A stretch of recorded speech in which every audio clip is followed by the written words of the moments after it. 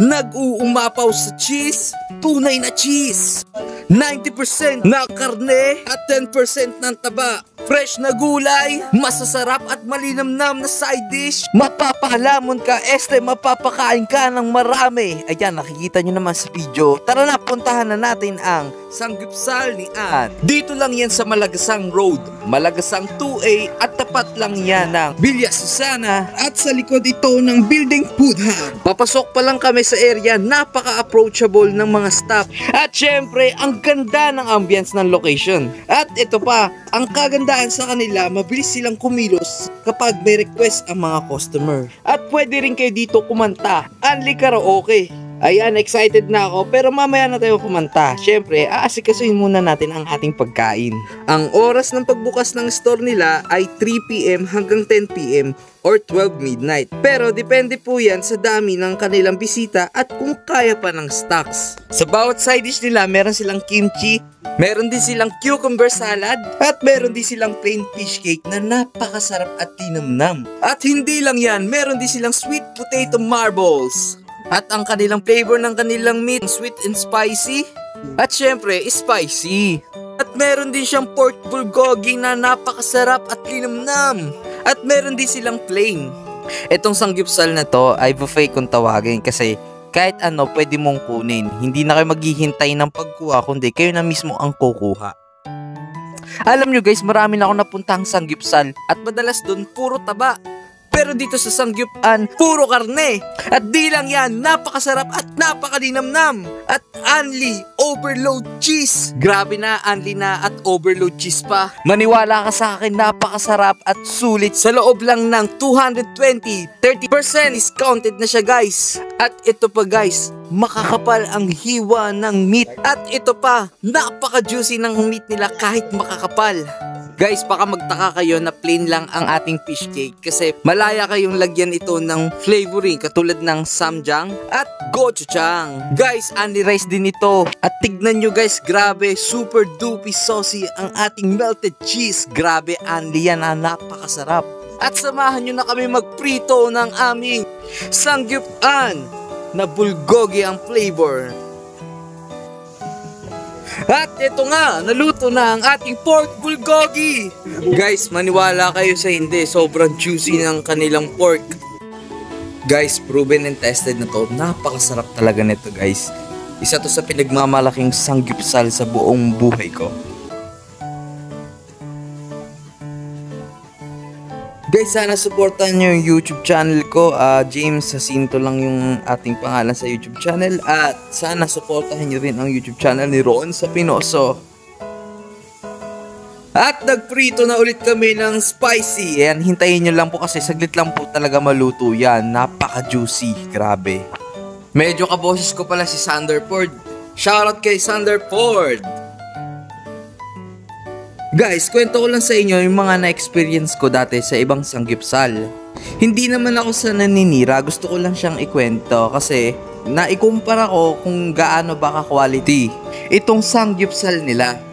Sa ibang na-experience ko, sumasakit yung bato ko, gawa nga puro taba yung nakakain namin at kakaunti lang yung karne. Pero dito sa sanggupsal, grabe, halos talaga puro karne, unting-unti lang talaga yung taba na makakain mo. Kaya sulit na sulit ang 220 mo. At ito pa, mabilis din kumilos ang mga staff nila. Pwede ka rin dito magpa-request ng panibagong lutuan kapag medyo sunog-sunog na ang iyong lutuan. Plain naman ang aming niluluto. At ito na nga, natapos na ang aming lutuin. Alam nyo guys, pwede nyo rin itong gawin sa sanggupsal. Ayan, dilagyan ko yung rice ko ng mga kimchi, cucumber salad, fish cake, at saka yung marble potatoes. Ginawa ko dyan guys parang bibimbap style. Nilagay ko po yung pork na niluto namin dun sa ibabaw kasi wala namang itlog. Kaya tignan nyo guys yung kinalabasan. Talagang takam na ako kahit nag-e-edit ako. Parang gusto ko pa rin kumain ng sanggupsal ah. At ayan nga, natapos ko na ang napagtripan kong gustong kong kainin. Ayan, nilagyan ko ng napakaraming cheese. Grabe. Tara, halina tikban ang ating ginawa nating bibimbap. Yummy! Mala Korean kong kumain. Ganyan talaga ako kumain pero hindi ako Korean. Walang tomboy. Sarap talaga i-partner yung pork bulgogi nila sa kanin tapos melted cheese. Grabe. Actually, nagbumukbang na talaga ako dito, guys. Hanggang ngayon, hirap na hirap pa rin talaga ako gamitin ang chopstick. Wala lang, trip ko lang, pakialam mo ba, 'di ba? Joke lang. Syempre, kakapanood mo yan ng K-drama. Nakikita mo silang kumakain na naka-chopstick. Tapos, ikaw may engganyo ka kung paano gamitin at matikman ang kanilang putahe. Sa ating manonood, hindi po talaga ako kumain yan simula umaga. Hinintay ko lang po talaga yung hapon para makakain ng sanggipsal. Dito kay Sanggip-an.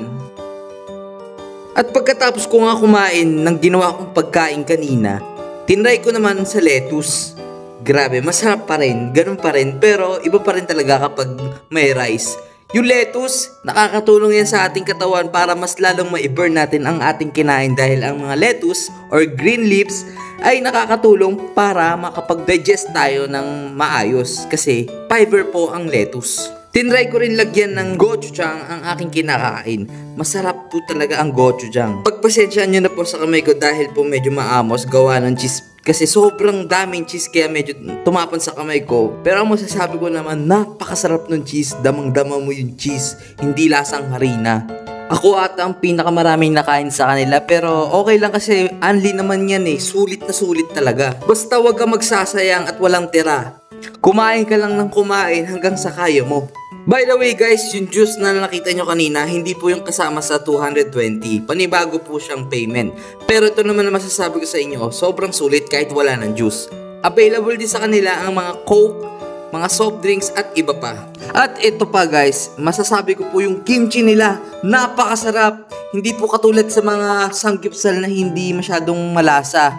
Dito po sa Sanggip-an, yung kimchi nila, super yummy! Ganyan ako mag-express ng aking saloobin. Alam nyo kapag napanood nyo to, hindi kayo magsisisi dahil napakasulit nitong sanggipsal na to. At patapos na nga ako sa aking kinakain. Excited na po akong kumanta. Kantang-kanta na po ako. Hinihintay ko lang po talaga maubos ang aking kinakain. Hindi ko alam kung bakit ako nakakapagsalita ng ganito kabilis at napakabulol minsan.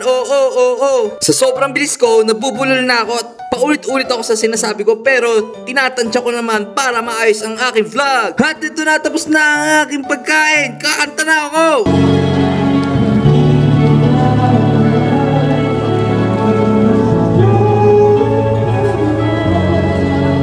Oops! Tama na guys! Baka makapiright na tayo. Ito kakantay ko na lang. Kahit kailan hindi magbabago. Wait ka na! Tama na! Kahit kailan. Tama na! At dyan natatapos ang ating vlog. Tapos na at busog na kami. Salamat po!